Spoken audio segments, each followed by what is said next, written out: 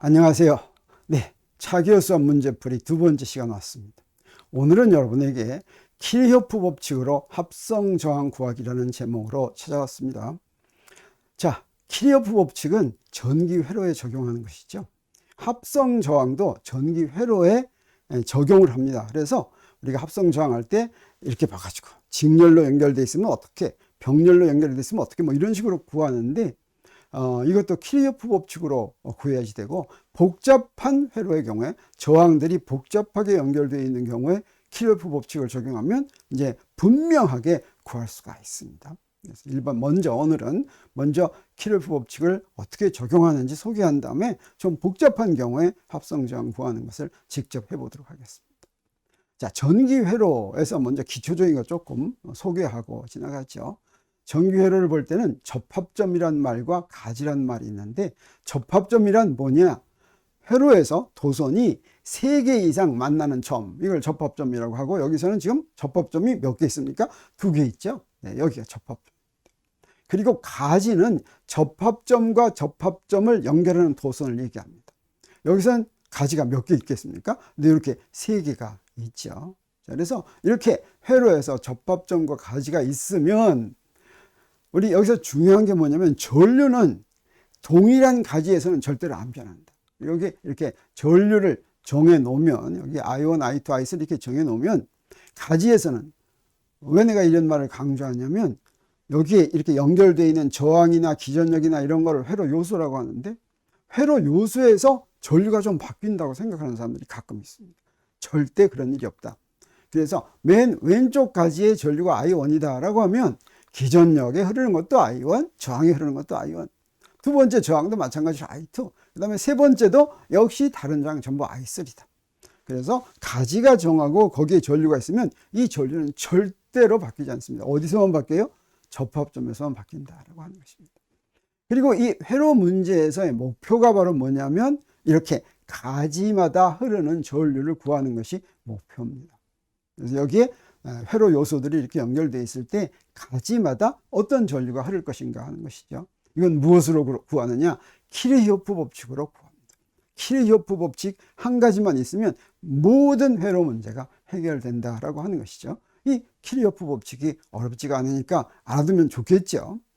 그리고 키르호프 법칙 풀 때 무엇이 중요하냐면 전위가 중요한데, 이 전위가 직선으로 연결된 부분, 이 회로 그림으로 그려놓는 데서 직선으로 연결된 부분은 전위가 전부 같다라고 하는 걸 우리가 알아야 됩니다. 그래서 이 부분에 파이1이라면, 네, 회로 요소와 회로 요소 사이 직선으로 연결된 부분은 접합점이 있어도 다 같아요. 네, 여기 이 부분은 전부 파이2입니다. 어디나. 그리고 이 부분은 어디나 파이3가 되겠고, 이 부분은 네, 접합점이 있더라도 전부 다 파이4다라고 하죠. 그러면 전위는 어디서 변하느냐? 회로 요소에서 변합니다. 회로 요소에서 변하는 방법도 딱 정해져 있습니다. 어떻게 되냐면, 자, 이렇게 되는 거예요. 자, 이 회로 요소에서 전위가 바뀌는데, 어떻게 바뀌냐면, 네, 여기에 회로에 연결하는 회로 요소에는 대표적으로 전기 저항, 축전기, 인덕터, 코일이 있죠. 이때 전위는 전류가 흐르는 방향으로 낮아집니다. 그래서 회로 요소가 있을 때 빼야지 되는데, 어떻게 빼느냐? 네, 전류가 전부 오른쪽으로 흐른다고 생각하면, 자, 왼쪽의 전위에서 오른쪽으로 저항을 지나갈 때는 IR만큼 딱 뺍니다. 그 다음에 축전기를 지나갈 때는 C분의 Q만큼 빼요. Q는 축전기에 대전된 전압입니다. 그 다음에 인덕터에 지나갈 때는 L DT분의 DI만큼 딱 빼요.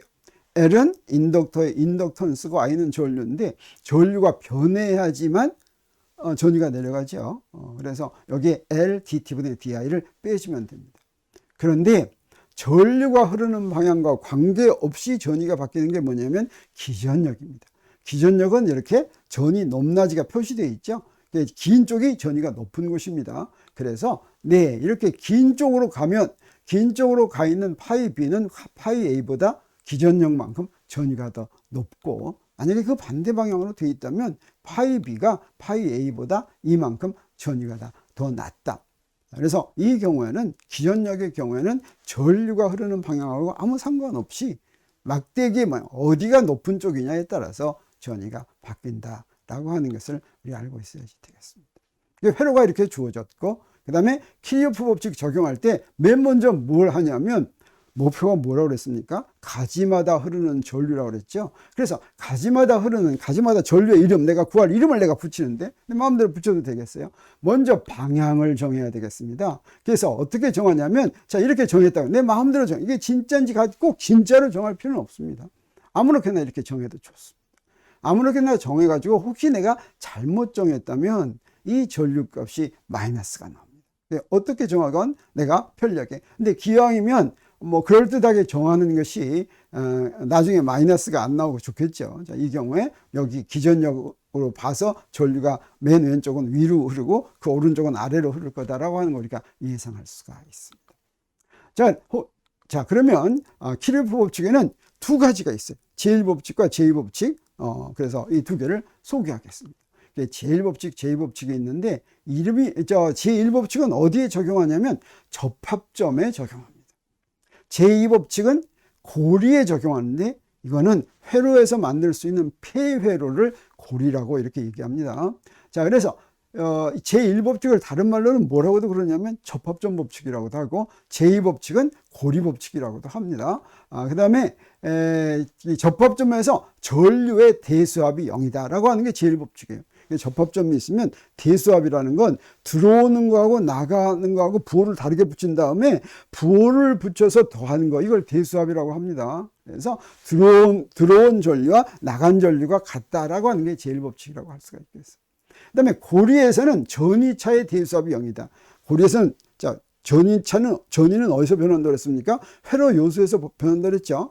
회로 요소에서 올라갈 수도 있고 내려갈 수도 있겠죠. 올라갈 때는 플러스, 내려갈 때는 마이너스입니다. 그래가지고 제자리에 돌아오면 어떠냐?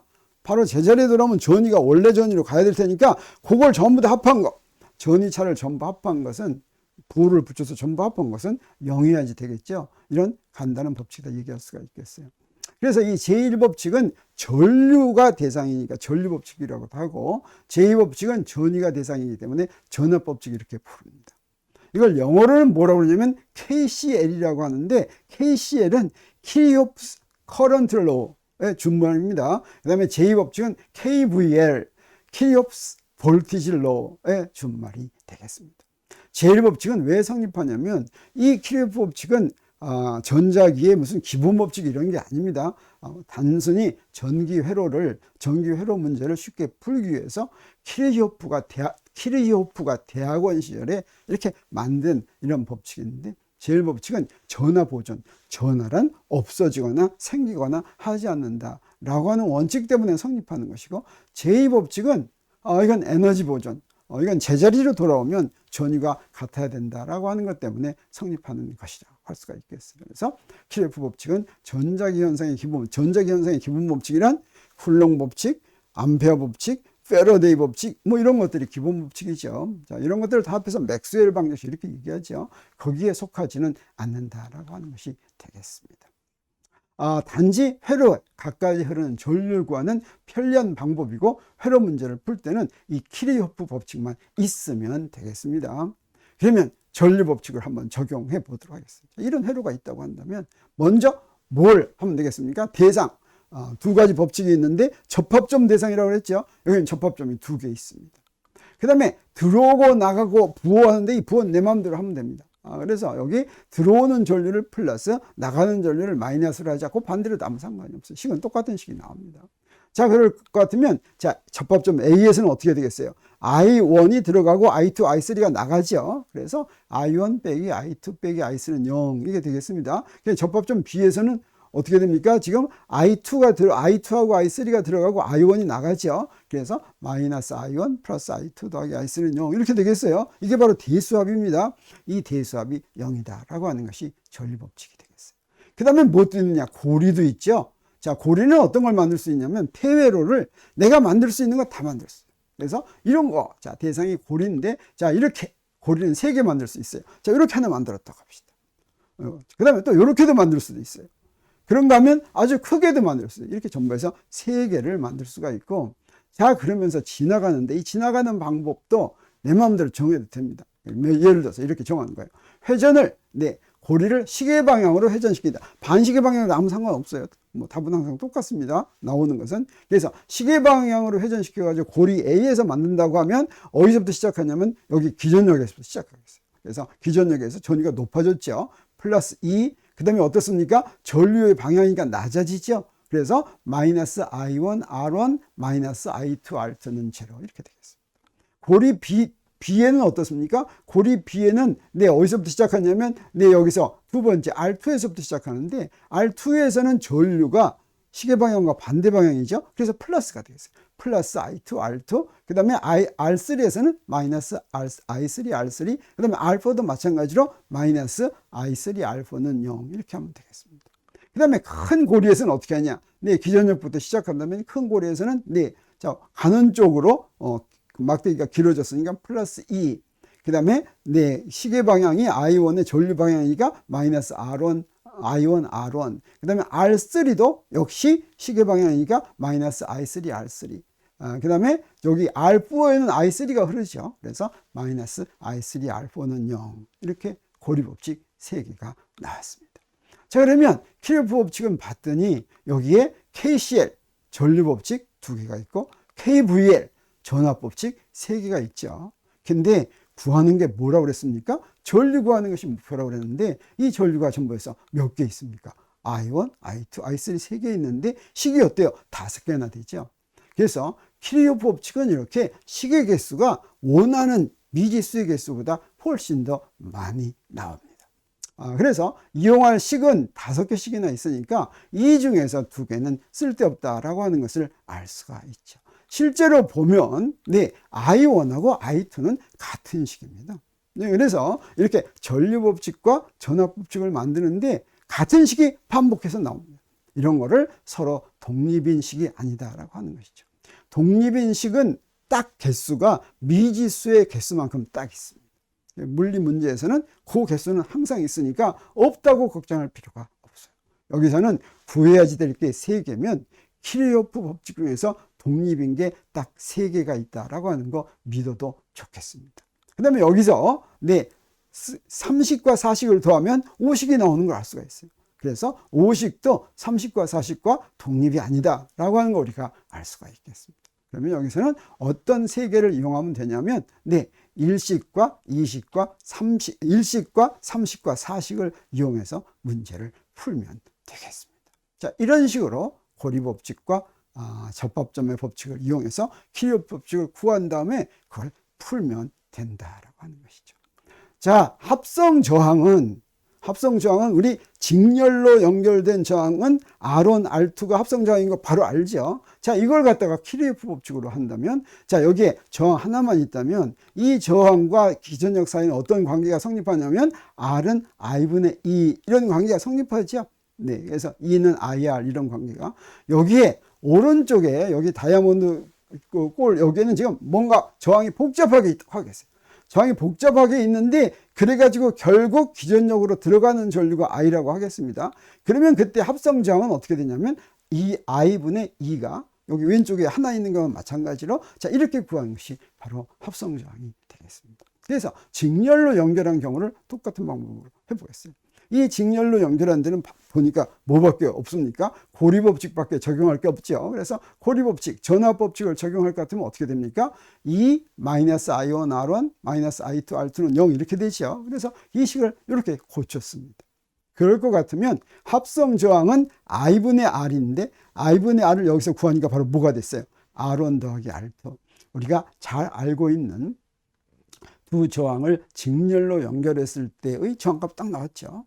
자, 그러면 병렬로 연결된 거 한번 해보겠어요. 자, 병렬로 연결된 경우에는 이 경우에는 식이 여러 개 나오겠네요. 그래서 여기 전류법칙도 하나 구해보겠어요. 전류법칙은 어디서 구하느냐?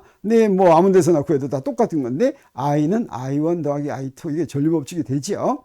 자, 그 다음에 전압법칙 2개 구해보겠습니다. 자, E는 I1, R1, 그 다음에 E는 I2, R2 이렇게 2개 구하겠어요. 그래서 2식과 3식을 1식에 대입하면 어떤 식이 되냐면 여기다 이런 식이 되는데 이 식을 정리해 가지고 이렇게 만들겠어요. 그러면 여기 이런 경우에는 저항 식을 바로 하는 것보다 저항의 역수를 구하는 게 쉽습니다. 그래서 저항의 역수를 이렇게 구하면 2분의 i가 바로 뭐가 됩니까? 2분의 i가 r1분의 1 더하기 r2분의 1 이렇게 되죠. 병렬로 연결되는 데는 이렇게 되는 거 우리가 잘 알죠. 그래서 r을 구하면 자 이렇게 되는 거. 두 개를 병렬로 연결했을 때 이렇게 되는 거를 우리 지금 이거 키르호프 법칙으로 구하니까 우리 그냥 다 알고 있는 거 이렇게 구하니까 어떻습니까? 더 복잡하게 구하는 것 같죠? 근데 실제로 복잡한 문제를 풀 때는 키르호프 법칙을 적용하는 게 좋을 때가 있습니다. 그 이해를 한번 보도록 하겠습니다. 어떤 복잡한 회로냐? 자, 이런 회로를 한번 보겠습니다. 그래서 여기다가 전류 이름을 다 이렇게 붙이겠어요. 여기 가운데 있는 저 R3가 없으면 뭐 문제가 간단해지죠. 근데 이 R3 때문에 사실은 이렇게 뭐 직렬 연결, 병렬 연결 이런 걸로 하려면 엄청 복잡합니다. 어떻게 할지 모르겠어요. 그렇지만 이건 어떻게 하면 되느냐? 키르호프 법칙을 적용하면 되겠습니다. 그래서 구할 거는 우리 전류 6개가 있는 거죠. 사실은 여기서 합성저항을 구하는 데는 전류 6개를 다 구하는 게 아니라 뭐만 구하면 되겠습니까? 합성저항은 i분의 2니까 i만 구하면 되겠죠. 그래서 키르호프 법칙으로 식을 세운 다음에 나머지 전류들은 다 소구하고 i만 하나 제일 먼저 구하면 되겠습니다. 자, 그래서 한번 식을 세워보도록 하겠습니다. 그래서 여기에 어떤 식? KCl이면 접합점 해야 되겠죠? 접합점, 어떤 거 접합점이 하나, 둘, 셋, 4개가 있는데 이 중에서 독립이 아닌 것도 있습니다. 어떤 거 구하는 게 좋겠냐면 자, 요거 3개 하는 게 좋겠어요. 그래서 요거 3개를 구할 것 같으면 자, 첫 번째 거는 i는 i1, i2 이렇게 되죠. 그 다음에 맨 오른쪽에 있는 거는 i는 i4 더하기 i5 이렇게 되죠. 그 다음에 저 위에 있는 건 어떻게 됩니까? i1은 i3 더하기 i4 이렇게 되죠. 자, 그 다음에 그 KVL 전압법칙. 자, 여기서 이거는 고리를 이용할 텐데 고리 3개. 식이 전부에서 6개 필요하니까 3개 어떤 걸 고르면 좋냐면 자, 요런 거 하나 하고 자, 요런 거 이렇게 3개를 고르면 더 구할 수도 있죠. 더 많이 만들 수 있습니다. 근데 요 3개는 서로 독립인 그런 고리가 되겠습니다. 첫 번째 고리 할 것 같으면 어떻게 되냐면 저 첫 번째 고리는 세모를 이렇게 돌아가는 거죠. 그래서 I1, R1 더하기 I3, R3는 I2, R2 이렇게 됩니다.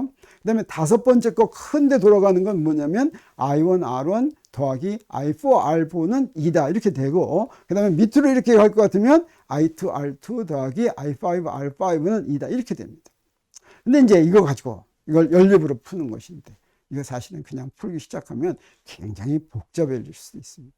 요령을 알면 조금 쉬울 수가 있는데 자, 여기 글자가 많으니까 먼저 글자를 조금 간단하게 하는 거를 하나 도입하는 게 좋겠어요. 어떻게 하냐면 RI 여기서 나오죠. RI를 Z라는 거 한자로 써두는 게 좋겠어요. 그래서 R3, I3는 Z3 이렇게 쓴다는 얘기입니다. 한번 바꿔 써보겠어요.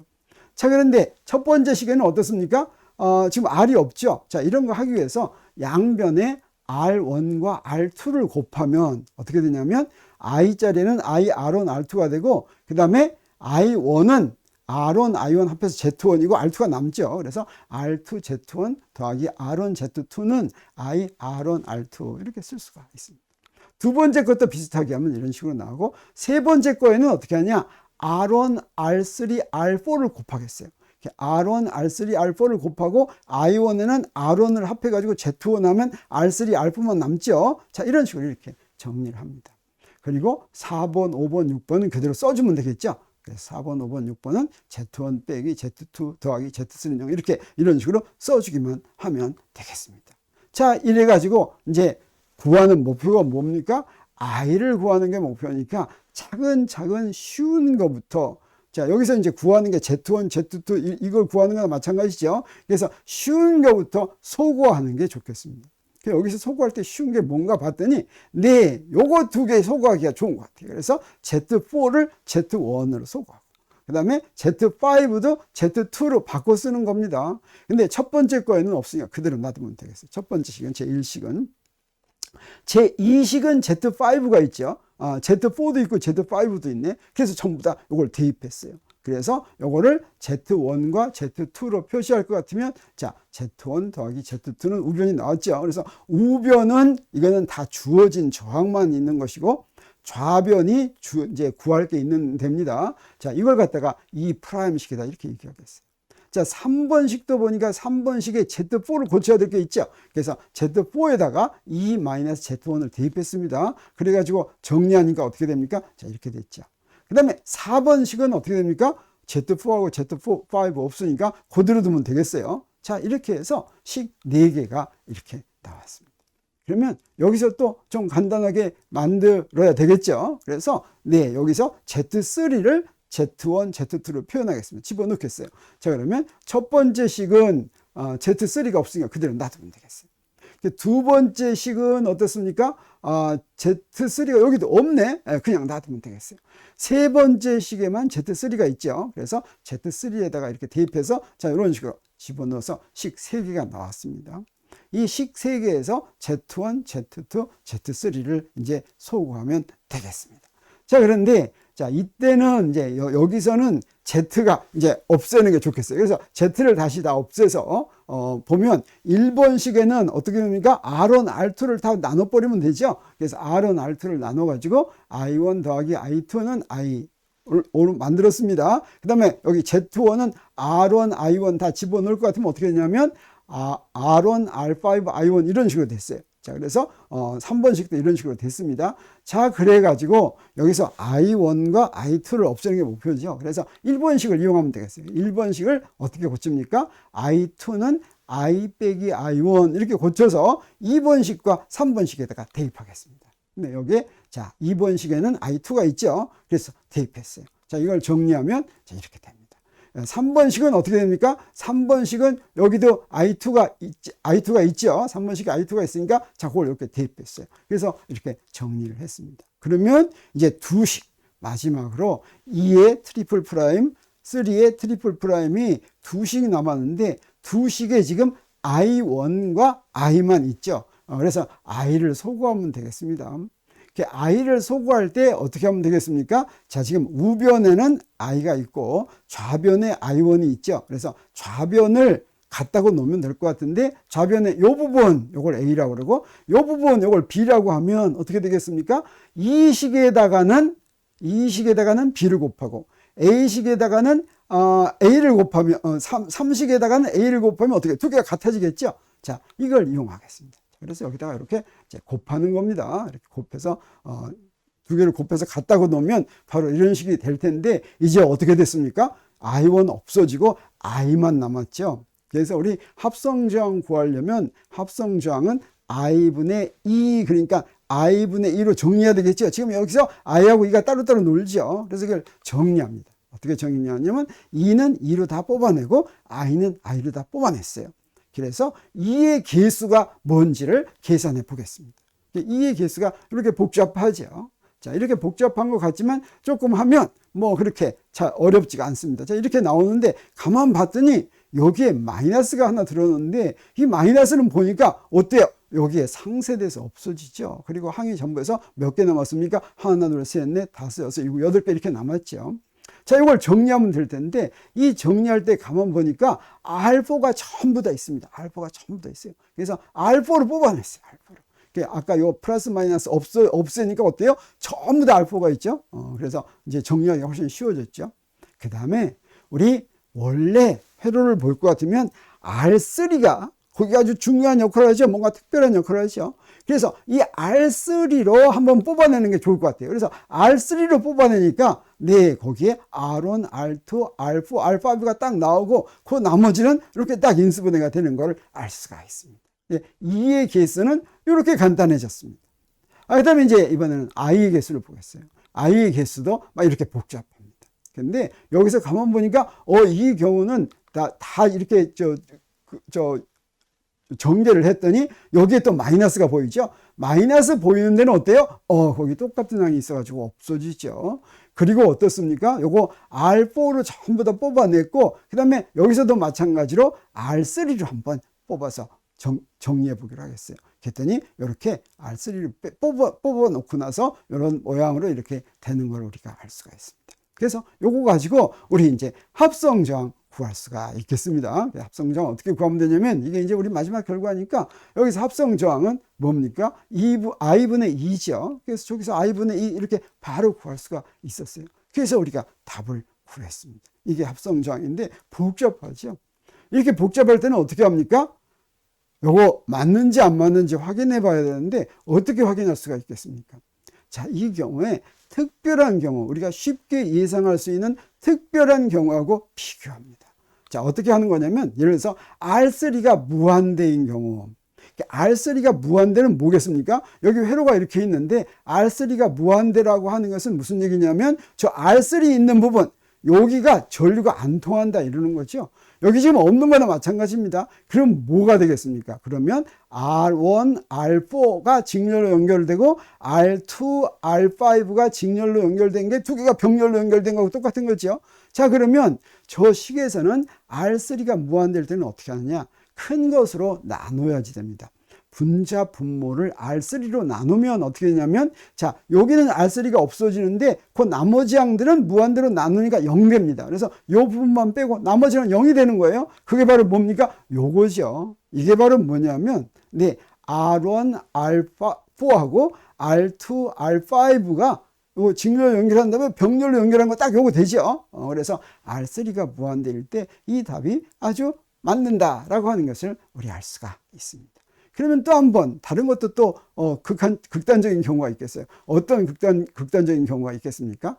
R3가 어떤 경우? 네, 이 R3가 0인 경우. R3가 0인 경우는 어떤 게 있어요? 여기가 지금 저항이 없는 경우죠. 이건 또 더 쉽죠. 이건 뭐냐면 R1과 R2가 병렬로 연결되고 그 다음에 R4와 R5가 병렬로 연결된 다음에 이걸 직렬로 연결하는 거죠. 자, 그 경우는 어떻게 하면 되겠습니까? 저기다가 R3에다가 0을 대입하면 되는데, 자, 두 개를 병렬로 연결한 걸 직렬로 연결하면 바로 요게 되는데, 저 위에서 이렇게 연결이 되는데, 저 위에서는 뭐가 되냐면 바로 요 부분, 저 R3가 0인 걸 빼면 저 윗부분만 남죠. 그래서 우리 요거 두 개를 병렬로 연결해서 직렬로 연결한 거하고 저 결과가 어떻게 됩니까? 똑같은 결과가 나온다라고 하는 것을 우리 알았죠. 그래서 이렇게 복잡한 모양인데 여기에 있는 저항이 일반적으로 이렇게 된다고 할 때, 우리가 보통 문제에서는 여기 있는 저항이 이제 좀 대칭적으로 주어집니다. R1과 R5가 같고 R2와 R4가 같다든가 뭐 이럴 것 같으면 그러면 문제가 훨씬 쉬워집니다. 근데 이렇게 가장 일반적인 경우에 우리 답을 이렇게 구했습니다. 아주 복잡하게 구했는데 우리 이런 키르호프 법칙을 적용하지 않으면 이걸 쉽게 구하는 것이 어려운 일입니다. 키르호프 법칙 우리 적용하는 방법 이번 기회에 잘 익혔기를 바라겠습니다. 자, 차기호수와 문제풀이 두 번째 시간 여기서 마치겠습니다. 앞으로 여러분이 관심 있는 문제가 있으면 유튜브 댓글이나 또 차기호수와 물리산 책의 블로그 댓글에 한번 여러분이 그 제안을 이거 문제풀이 좀 해줬으면 하고 제안을 할 것 같으면 종합을 해서 이 문제풀이에서 다루도록 하겠습니다. 다음 시간에 또 보기로 합시다.